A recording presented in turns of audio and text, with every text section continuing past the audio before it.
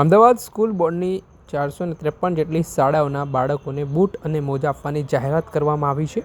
Standing કમિટીના chairman અને school બોર્ડના ચેરમેને મળી આ જાહેરાત કરી છે. સ્કૂલ બોર્ડમાં ભણતા 1.72 લાખ બાળકોને બૂટ અને મોજા આપવાની જાહેરાત કરવામાં આવી છે. સ્કૂલ બાળકોમાં એક સૂત્રતા જળવાઈ રહે તે હેતુથી આ કામ સોંપવામાં આવ્યું છે. આ મામલે સ્કૂલ બોર્ડના ચેરમેન સુજય મહેતાની પ્રતિક્રિયા સામે આવી છે. તેઓ શું કહી રહ્યા છે તે સાંભળો. ખાસ તો આપણા જે ગુજરાત રાજ્યના માન્ય મુખ્યમંત્રી ભૂપેન્દ્રભાઈ પટેલ સાહેબના નેતૃત્વમાં અત્યારે શિક્ષણની અંદર ખૂબ જ મોટું આમૂલ પરિવર્તન આવેલું છે. 100% નામાંકન વિદ્યાર્થીઓનું થયું છે. આ જ વર્ષે ઐતિહાસિક એડમિશન નગર પ્રાથમિક શિક્ષણ સમિતિની શાળાઓમાં પણ થયું છે. એક ખૂબ જ ઉમદા અને મહત્વનો નિર્ણય કે જે અમદાવાદ મ્યુનિસિપલ કોર્પોરેશનની અંદર જે વિસ્તાર ભળી ગયેલો હતો તે વિસ્તારની અંદરની જે શાળાઓ છે તે શાળાઓને પણ કોર્પોરેશનની અંદર ભેળવવાનો અને સ્કૂલ બોર્ડ હસ્તક એનું હસ્તાંતરિત કરવાનો એક ખૂબ જ મહત્વનો નિર્ણય કરવામાં આવ્યો છે. આ બદલ આપણા મૃદુ અને મક્કમ મુખ્યમંત્રી આદરણીય ભૂપેન્દ્રભાઈ પટેલ સાહેબનો હૃદયપૂર્વક આભાર વ્યક્ત કરું છું. ઘણા વખતથી આ વિષય ચાલુ હતો. હમણાં જ અમારી સંકલનની મિટિંગ પણ થઈ. એ સંકલનની મિટિંગમાં પણ મેયરશ્રી અને સૌની અધ્યક્ષતામાં જે બી સૂચન કરવામાં આવ્યું હતું તેમાં પણ આ કામ લેવામાં આવ્યું હતું અને તેનો ત્વરિત અમલ રાજ્ય સરકારમાંથી થયો છે. મને જણાવતા આનંદ થાય છે કે અમદાવાદ જિલ્લા પંચાયત હસ્તકની 6 પ્રાથમિક શાળા, ગુમા પ્રાથમિક શાળા, બોપલ પ્રાથમિક શાળા, કઠવાડા પ્રાથમિક શાળા, BL મહેતા કઠવાડા મેજ પ્રાથમિક શાળા, ઝવેરી ડેરી ફાર્મ પ્રાથમિક શાળા અને હુડકો પ્રાથમિક શાળા, આ 6 શાળા અમદાવાદ જિલ્લા પંચાયત હસ્તક હતી. તે હવે 9 ફેબ્રુઆરીથી અમદાવાદ મ્યુનિસિપલ સ્કૂલ બોર્ડ હસ્તક તેને હસ્તાંતરિત કરવામાં આવી છે. અને ગાંધીનગર જિલ્લા પંચાયતની 3 પ્રાથમિક શાળા, ચિલોડા બારૈયા કુમાર પ્રાથમિક શાળા, ચિલોડા બારૈયા કન્યા પ્રાથમિક શાળા અને ગોપાલનગર પ્રાથમિક શાળા, એમ કુલ 9 જેટલી પ્રાથમિક શાળાઓને આપણા અમદાવાદ કોર્પોરેશન અને સ્કૂલ બોર્ડ હસ્તાંતરિત કરવામાં આવી છે.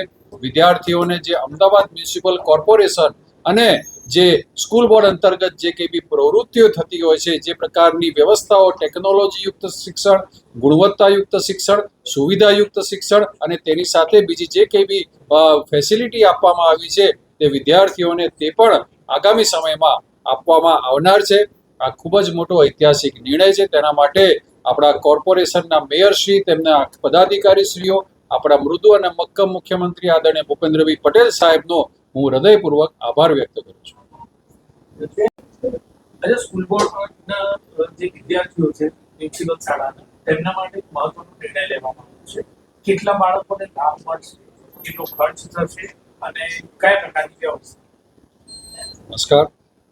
ખાસ તો અત્યારે જે અમદાવાદ મ્યુનિસિપલ કોર્પોરેશનમાં આપણા મેયર આદરણીય પ્રતિભાબેન જૈન અને આખી ટીમ પદાધિકારીઓ અને ખાસ કરીને આપણા સ્ટેન્ડિંગ કમિટીના ચેરમેન દેવાંગભાઈ દાણી સાહેબ, તેમના ગયા વર્ષે જે એમણે જ્યારે બજેટ મૂક્યું ત્યારે તેમણે એક ખાસ જોગવાઈ કરેલી હતી કે નગર પ્રાથમિક શિક્ષણ સમિતિ અમદાવાદની શાળામાં જે વિદ્યાર્થીઓ અભ્યાસ કરે છે તે વિદ્યાર્થીઓને બૂટ આપવામાં આવશે.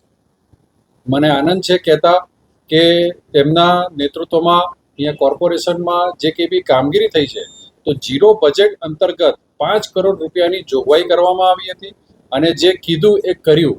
એટલે કે જે જાહેરાત કરેલી હતી તેનો અમલ પણ કરવામાં આવ્યો છે અને આવતીકાલથી આપણા નગર પ્રાથમિક શિક્ષણ સમિતિ અમદાવાદના બધા જ વિદ્યાર્થીઓ 1,72,000 વિદ્યાર્થીઓને જે આપણા સ્ટેન્ડિંગ કમિટીના ચેરમેન આદરણીય દેવાંગભાઈ દાણી સાહેબના બજેટમાંથી જે કંઈ બી આ ફાળવણી કરવામાં આવી હતી તે અંતર્ગત બધા જ વિદ્યાર્થીઓને બૂટ પ્રથમ વખત આપવાનો એક ઐતિહાસિક નિર્ણય કરવામાં આવ્યો છે.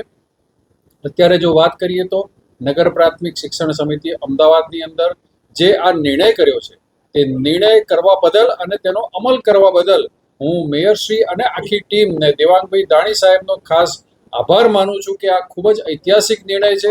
આનાથી એક સૂત્રતા જળવાશે. વિદ્યાર્થીઓ યુનિફોર્મની સાથે બધા જ વિદ્યાર્થીઓ આ એક પ્રકારના બૂટ પણ પહેરશે અને આ બૂટ પહેરવાથી આપણે જોવા જઈએ તો વિદ્યાર્થીઓ ક્યાંક ને ક્યાંક સ્લીપર પહેરે, ક્યાંક ચંપલ પહેરે, ક્યાંક બીજા બૂટ પહેરે, તો એ બધી વાતથી એક યુનિફોર્મિટી જળવાશે. ક્યાંક કોઈક જગ્યાએ કદાચ જો સ્લીપર કે ચંપલ કાઢે તો એ કોઈક જગ્યાએ ગંદકીમાં એનો પગ પડે તો એનાથી ક્યાંક ને ક્યાંક સ્વાસ્થ્યને પણ નુકસાન થતું હોય છે. ખાસ કરીને આ ખૂબ એક મહત્વનો નિર્ણય છે. તેની સાથે દૂધ સંજીવની યોજના અંતર્ગત પણ અત્યારે અમદાવાદ મ્યુનિસિપલ કોર્પોરેશનનો ઐતિહાસિક નિર્ણય અંતર્ગત દરેક જે આપણા જે વિદ્યાર્થીઓ છે તેને અત્યારે 250 ml નું દૂધ પણ આપવામાં આવે છે. આપણા લોક લાડીલા મૃદુ અને મક્કમ મુખ્યમંત્રી આદરણીય ભૂપેન્દ્રભાઈ પટેલ સાહેબના નેતૃત્વમાં અત્યારે મુખ્યમંત્રી અલ્પાહાર યોજના અંતર્ગત વિદ્યાર્થીઓને અલ્પાહાર આપવામાં આવે છે, મિડ ડે મીલ આપવામાં આવે છે, નિયમિત કોર્પોરેશન દ્વારા હેલ્થ ચેકઅપ કરવામાં આવે છે. એટલે એક પ્રકારનું ભણવાની સાથે એક પ્રકારનું સુપોષણ અને બાળકોના હેલ્થની પણ ચિંતા અત્યારે કોર્પોરેશન અને રાજ્ય સરકારના માર્ગદર્શન અને નેતૃત્વમાં કરવામાં આવે છે. ફરી એક વખત આ ઐતિહાસિક નિર્ણય બદલ હું સ્ટેન્ડિંગ કમિટીના ચેરમેન દેવાંગભાઈ દાણી અને આખી ટીમ કોર્પોરેશનની મેયર સાહેબનો સર્વેનો ખૂબ ખૂબ આભાર વ્યક્ત કરું છું. આપણે સાંભળ્યા હતા સ્કૂલ બોર્ડ વિભાગના ચેરમેન સુજય મહેતા. તેમણે આ બાબતે નિવેદન આપ્યું છે અને બાળકોના બૂટ સહિતની જે વસ્તુઓ આજે વિનામૂલ્યે આપવાની જાહેરાત કરી છે. તેના કારણે હવે આગામી સમયમાં કઈ રીતનું વિતરણ થાય છે તે જોવું રહ્યું.